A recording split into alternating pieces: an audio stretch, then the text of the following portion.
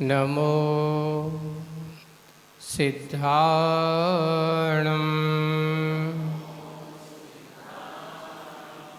नमो आयर्याणं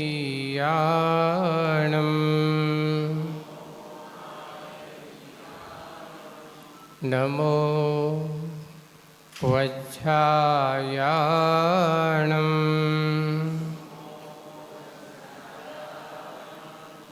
नमो लोये सव्यसाहूणम्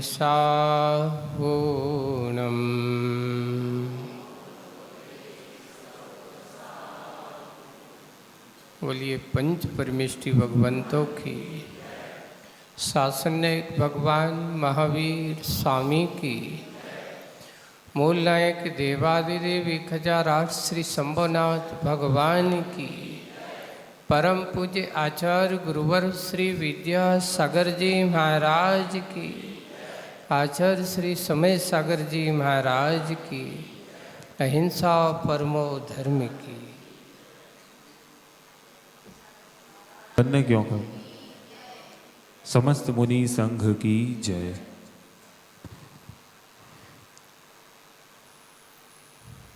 पूत के लक्षण पालने में दिखाई देते हैं, ये अपन नीति पढ़ते हैं।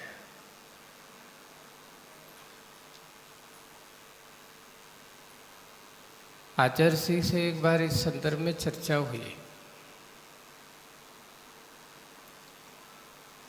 पालने का अर्थ क्या है? तो उन्होंने कहा दो, एक होता पालना, है ना, और एक होते हैं जो पालनहारे हैं, माता और पिता। उसके दो अर्थ बताए। पूत के लक्षण पालने में है, एक तो पल्ला में और एक पालने वालों में है। अगर पालने वाले संस्कारित हैं तो पलने वाला संस्कारित होगा, और अगर पालने वाला संस्कारित नहीं है तो पलने में पड़ा बच्चा लल्ला भी संस्कारित होने वाला नहीं है। इसलिए नीति में बहुत लंबी बात है। इस नीति में बहुत रहस्य की बात है। बच्चे का प्रभाव, संतान के ऊपर प्रभाव पालने वालों का पड़ता है। वो पल्ला में रह कर के भी बहुत कुछ सीख सकता है।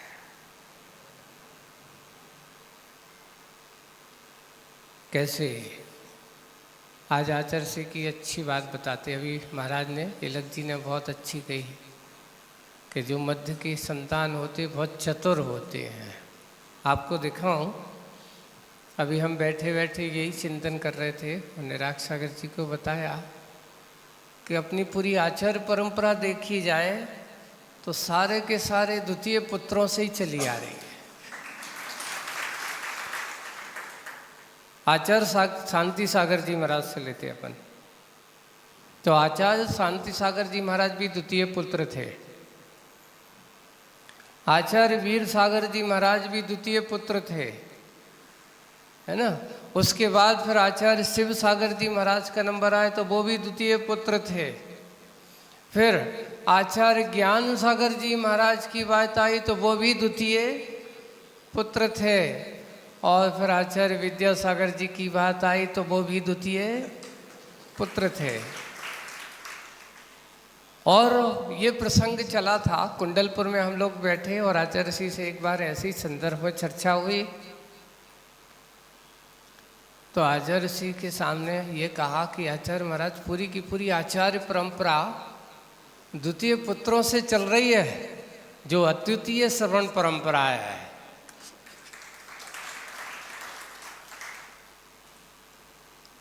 उस समय महाराज श्री सुधासागर जी महाराज भी थे। तो शाम के समय भैया व्यक्ति तो एक प्रसंग चला, बोले कि बहुत चतुर कैसे होते। तो आचार्य जी ने बोले कि एक बार की एक बात बताऊं, चतुर कैसे होते हैं। दक्षिण भारत में उनने अपना एक छोटे बचपन का प्रसंग सुनाया, आज आप लोगों को सुनाते हैं। बचपन का प्रसंग क्या, जब आचार्य सिंह कह रहे थे उस समय मेरी उम्र 5-7 साल की होगी, 5 या 6-7 साल की होगी। तो क्या होता है, ये श्रावण का महीना जो आता है, श्रावण की पूर्णिमा के दिन प्रायकर दक्षिण भारत में जनेऊ बदलते हैं, सब लोग पहनते हैं वहाँ पर जनेऊ। तो वहाँ उस समय एक आना में 2 जनेऊ मिल जाते थे। उस समय का पर सब आचार्य जी के सन 70-68, एक आना की बहुत बड़ी कीमत थी। तो एक आना में 2 जनेऊ मिल जाते थे, पर लोगों को जरूरत एक की रहती थी। एक की जरूरत, वो के क्या करेंगे रखे रखे। तो वो तो एक आना देकर सामान लो, तो वो एक जनेऊ लेते तो अपना काम कर लेते।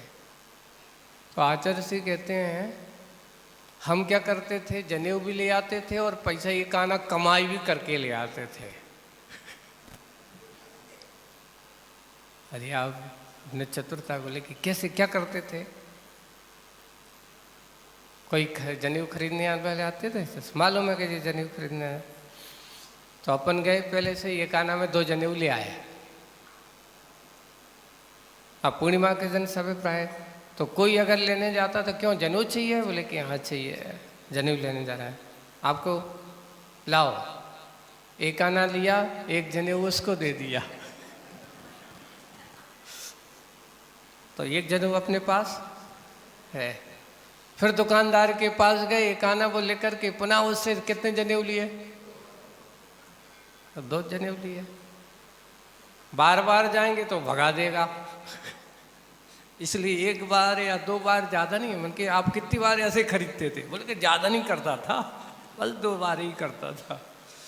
तो फिर क्या किया, पुनः एक जनेऊ बेचा, एक पैसा आया, तो बोले कि एक जनेऊ भी अपना मिल गया, एक आना की कमाई भी हो गई और जनेऊ भी अपने पास आया। घर आकर के कहते हैं आज तो अपना काम। तो बोले कि देखो चतुर बहुत होते हैं। तो यहीं पर बात जब चली तो आचार्य जी के सामने जब हम लोग बैठे थे तो आचार्य जी से कहा कि ये द्वितीय पुत्रों की परंपरा है, श्रवण परंपरा। और उस समय बहुत सारे महाराज भी बैठे थे वहीं पर। तो फिर प्रसंग चला तो हम कि महाराज जी सदा सागर जी भी द्वितीय हैं, समता सागर जी थे तो ये भी द्वितीय हैं, परमाणु सागर जी की बात है तो वो भी द्वितीय हैं, और हम भी बैठे थे सो कहते महाराज जी भी द्वितीय हैं। और आज बात चली द्वितीय की तो निराग सागर जी भी तो द्वितीय हैं, तो ये लग जी भी। वाह, परंपरा को देखते हुए पहले के लोग जो हमारे श्रावक बंधु होते थे उनके लिए ये अद्वितीय सवर्ण परंपरा की बात आज अगर देखें तो बच्चों की चतुरता, बच्चों के अंदर के संस्कार, कितना बड़ा विशेष महत्व आप सब लोगों को दिखाई दे रहा है। हम सब आज के इस परिवेश में अगर देखते हैं तो बंधुओं सांसारिक चीजों की कमी नहीं है, सांसारिक साधनों की कमी नहीं है। अगर कमी है तो उन सांसारिक साधनों का सही सदुपयोग करने वालों की कमी है। एक वही है जिन्हें हम आचार्य श्री के बारे में आज अपन सोचते हैं ना, शांति सागर जी महाराज के साथ करते हैं। आप शांति सागर जी का इतिहास उठा करके देखिए। जैसे अभी महाराज ने आचार्य सुभचंद्र बरहचरित की कथा, उनकी वीरता दिखाई, ऐसे ही शांति सागर जी के बारे में कहा जाता है कि वो इतने अच्छे बक्के निशानेबाज थे, उनका निशाना अचूक था। उस समय नारियल तोड़ना तो उनके बाएं हाथ का काम था। पेड़ों से एक निशान लगा करके नारियल गिरा लेते थे। बलिष्ठ भी बहुत थे, शक्ति कुश्ती वगैरह जो होती थी उस समय, तो कहा जाता था कि उस एरिया में उन जैसी कुश्ती खेलने वाला कोई दूसरा नहीं था। तो ये हमारे आचार्यों की परंपरा अगर अपन देखें तो बहुत बड़े महान आचार्यों के विशेषताओं से भरी हुई है। ऐसे हम सब बहुत अच्छा ये सहयोग बन रहा है और अवसर मिल रहा है, तो आप सब लोगों को भी ये सोचना चाहिए कि वर्तमान में आपको अगर सो अवसर मिला है तो इस अवसर का लाभ लो। क्यों? अगर अब चूक गए तो ना जाने फिर कब मौका मिलेगा। पल का भरोसा है नहीं है तो कल की चिंता मत करो। एक और बहुत अच्छी नीति की बात आती है, लिखा था अक्ल वाले कल की बात नहीं करते, आज की सोचा करते हैं। और बिना अक्ल वाले जो होते हैं, आज नहीं कल करेंगे, आज नहीं कल करेंगे। अरे भाई, कल की चिंता करने वाला किसने देखा? क्या तुमने काल को जीत लिया? एक बार बहुत अच्छा सबके लिए सार गर्भित एक बात करते हैं। कहते हैं महाभारत में पांडवों में युधिष्ठिर सबसे न्यायप्रिय सत्यवादी थे। युधिष्ठिर, है ना। एक बार वो अपनी सभा में बैठे हैं और बैठे हुए एक याचक आया, उसको कुछ दिया और देने के बाद वो थोड़ा सा असंतुष्ट जैसा लगा। याचक असंतुष्ट लगा। जैसे ही उन्होंने उसको ऐसा कहा, क्यों, क्या बात है? उसने अपनी बात कही तो उससे कह दिया कल आना, कल मिलेगा। तभी वहीं पर बैठे हुए एक विद्वान थे, उन्हें से जोर से हंसना चालू कर दिया। विद्वान ने हंसना चालू कर दिया। पूछा कि बोले भाई आप क्यों हंस रहे हो, कारण क्या है आपका हंसी का? बोले कि आज तक मैंने सुना था कि किसी ने काल को नहीं जीता, पर मैंने आज सुना है कि युधिष्ठिर ने काल के ऊपर विजय प्राप्त कर ली है, काल को अपने वश में कर लिया है। तो युधिष्ठिर कहते हो आप इतने बड़े विद्वान होकर के ऐसा क्यों बोल रहे हो? किसने काल को वश में किया? कौन ने काल को अपने वश में कर? कोई काल को वश में नहीं कर पाया। तो बोले कि आपने काल को वश में नहीं किया, फिर भी आपने अभी उससे के साथ वादा कर दिया कि कल आना, कल मिलेगा। यानी तुम्हें कल पर भरोसा हो गया। तुम्हें कल पर क्या हो गया? भरोसा कर बैठे, यानी तुमने काल को जीत लिया। उन्होंने तत्काल अपनी बात को सुधारा और सुधार करके अपनी गलती को महसूस किया कि नहीं, जो करना है तो आज कर लो, कल के बारे में मत सोचो। अकल वाले कल की बात नहीं करते। आप लोग भी यही सोच लेना, जो आज मिला है उसे पाने का सोचना। कल कल की किलकिल में फंसे रहोगे तो कभी भी कल तुम्हारे हाथ में आने वाला नहीं है। एक विशेषता है, पहले लोग अपनी दुकान के सामने लिखते थे, एक पर्ची लगा लेते थे ना, आज नगद कल उधार। आज क्या मिलेगा? नगद, और कल क्या मिलेगा? उधार। आज नगद कल उधार। तो आदमी सोचता था कि चलो भैया आज तो ले लो, कल आएंगे तो फिर अपन क्या कर लेंगे? उधार लेंगे। तो आज तो नगद मिलेगा और कल क्या मिलेगा? कल पहुंचा तो वो कल क्या हो गया? आज हो गया। अब उससे पूछा कि क्यों, तुमने तो ये लिखा है कि आज नगद का, तो आज तो नगद लो, जब कल आएगा तो देखा जाएगा।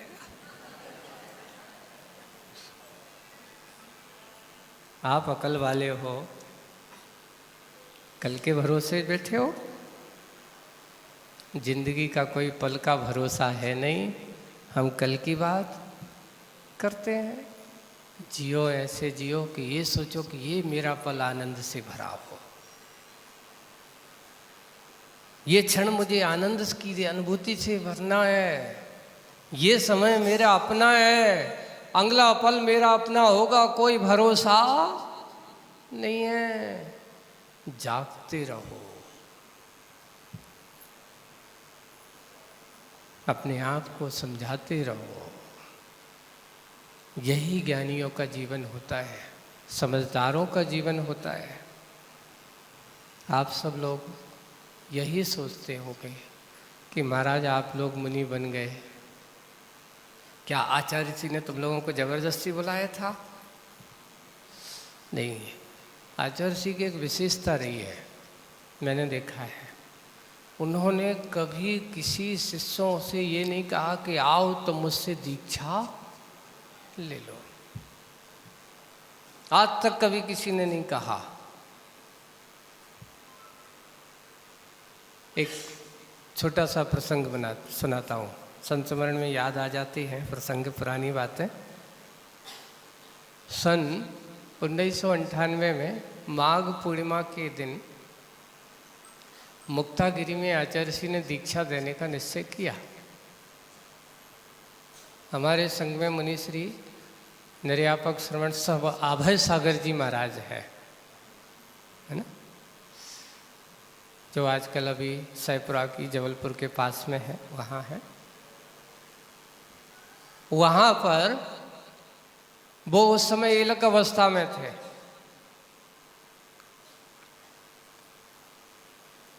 हम लोगों ने कहा महाराज जी आप भी इतने साल हो गए, बहुत लोगों ने कहा। तो महाराज कहते मैंने तो आज तक कभी मना किया ही नहीं। अब आचार्य जी कह रहे हैं कि इसने कभी निवेदन किया नहीं, और महाराज कहते कि हमने कभी मना किया नहीं कि दीक्षा, मुझे मुनि दीक्षा नहीं लेना, मैंने कभी मना नहीं किया। जैसे गुरुजी ने एलक दीक्षा, मैंने तो उनको सब कुछ समर्पित कर दिया है। अब उनको जब चाहे जो बनाना है वो करें। पर आचार्य जी की ये बात है, समर्पण तुमने किया है, पर समर्पण के साथ साथ जब तक तुम्हारे मन की अपनी मनोभावना तुम प्रकट नहीं करोगे तब तक मैं कैसे। यानी साथ में रहने वालों से कभी ये नहीं कहा कि तुझे मुनि दीक्षा आज लेना है। महाराज श्री ऐसी चर्चा हुई तो शाम को गए तो आचार्य जी वो भी बैठे थे। तो इसने आज तक मुझसे कभी कहा नहीं कि मुझे मुनि दीक्षा देना चाहिए। तो वो भी कहते महाराज मैं क्यों कहूँ, मैंने जब आपको सब कुछ सौंप दिया है, अब आपके हाथ में सब कुछ है, आप जो चाहो वो करो। बोले कि ऐसा नहीं होता अभय सागर जी, फिर भी भावनाओं को तो समर्पित करना ही पड़ता है। बोले कि आप तो मेरे पास लिए समर्पित है भगवान, आप जब चाहो मैं आपकी आज्ञा को सिरोधार्य करता हूँ। जब उन्हें ऐसा कहा आचार्य जी कहते अच्छा इतने दिन से तो तुमने कहा नहीं। तो बोले कि हमें करने की क्या ज़रूरत थी, आपके ऊपर था, इतनी दीक्षाएं हो गई, इतने लेट हो गए। बोले कि आपको सब कुछ मालूम था, आपके ऊपर है। और बस शाम शाम को उनका भी जो जिनके नंबर चल रहे थे सबसे पहला नंबर अभय सागर जी महाराज का हो गया। ऐसे ही तो आचार्य जी ने कभी किसी को बुला करके ये नहीं कहा कि आओ तुम्हें हम दीक्षा दे रहे हैं। उनके पास तो इतने याचक खड़े रहते थे। आचार्य श्री अगर चाहते तो हर 15 दिन में दीक्षा दें, तो 15 दिन में क्या 15-15 ऐसे साधक खड़े रहते थे, भगवान मुझे कल्याण करो। पर गुरुजी कहते थे भाई मात्र दीक्षा देने से कल्याण नहीं होने वाला, उनका निर्वाह भी होना चाहिए, उनको निर्देशन भी होना चाहिए, उनको योग्यता के अनुसार स्वाध्याय भी होना चाहिए। संख्या बढ़ाने के पीछे हमारे गुरुजी की दृष्टि नहीं थी। उनका एक ही भाव रहता था कि अगर समता और स्वाध्याय संपन्न साधक नहीं है तो वो मोक्ष मार्ग की साधना नहीं कर सकता। ये हमारे गुरु जी का विशेष एक अपना विचारधारा थी।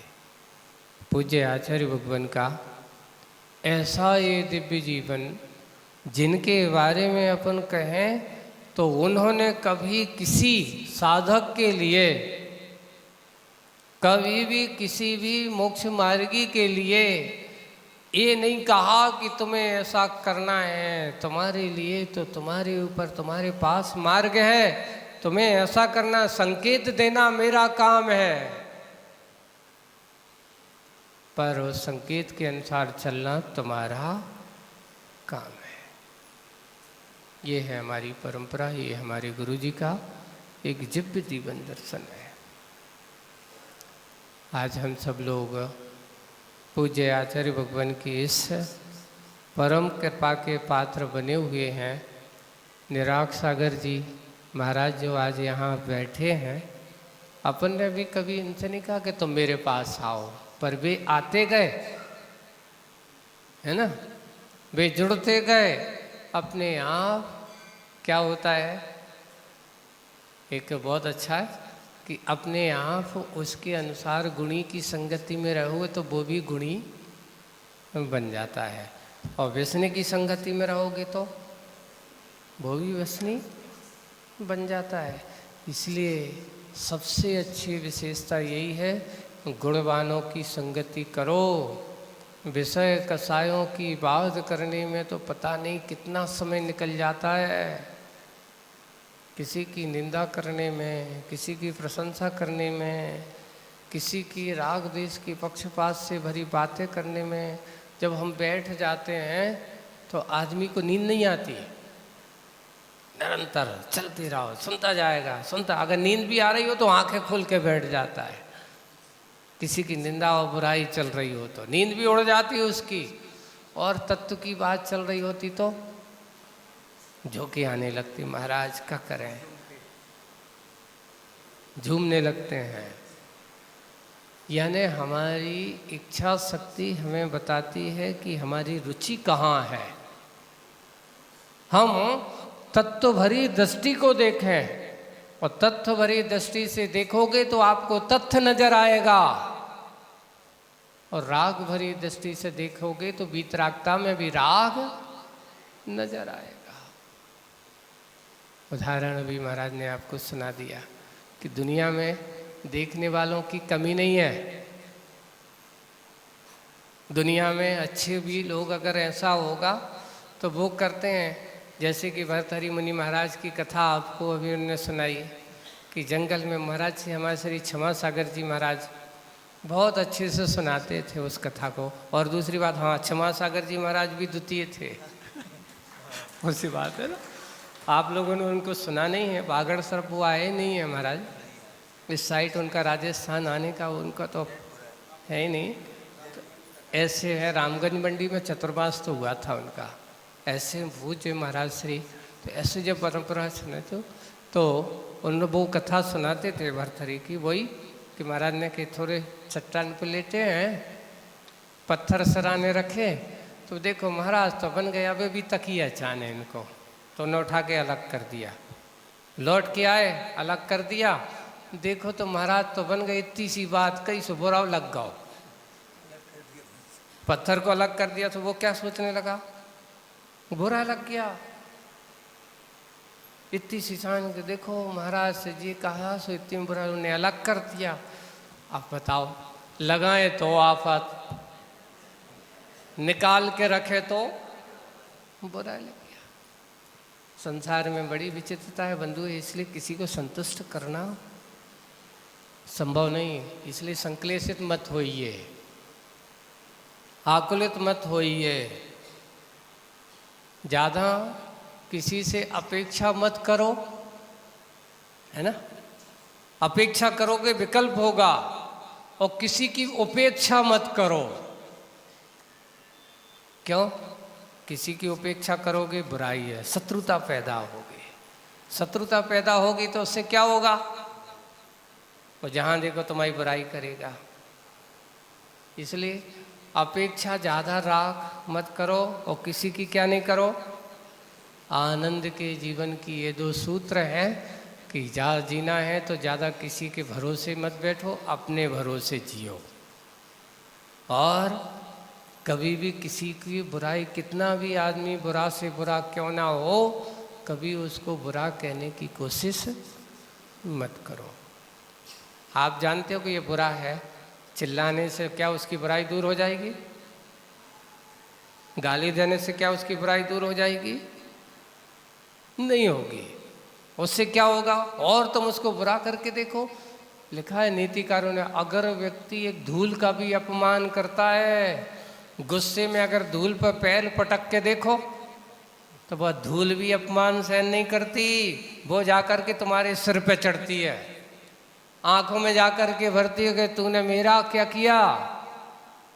अपमान किया। आपको समझ में आ जाता है, जब धूल भी अपमान सहन नहीं कर सकती तो मनुष्य तो दूसरे का अपमान कैसे सहन कर सकता है? इसलिए कभी सम्मान नहीं कर सकते हो तो किसी का अपमान मत करो। सुखी रहने का यही जीवन होना चाहिए, आनंद के क्षण को लेने का यही हमारा अवसर होना चाहिए। हम उसको पाने की कोशिश करें। हम सब बड़े सौभाग्यशाली हैं, ऐसी अद्वितीय सवर्ण परंपरा के दिग्दर्शक बने हुए हैं, पालक बने हुए हैं, और हम सब उस परंपरा का लाभ लें। इसलिए कल की मत सोचना कि कल देखेंगे, आज तो रहना दो। ये सोचो कि भैया आज मौका मिला है तो इसका लाभ लो, कल का कोई भरोसा नहीं है। इसलिए कल का भरोसा है न पल का भरोसा है। आज के भरोसे जीवन जियो, आनंद आएगा। उसी आनंद की अनुभूति को लेते हुए अपन आगे की ओर बढ़ते चलें। बोलिए परम पूज्य आचार्य गुरुवर श्री विद्यासागर।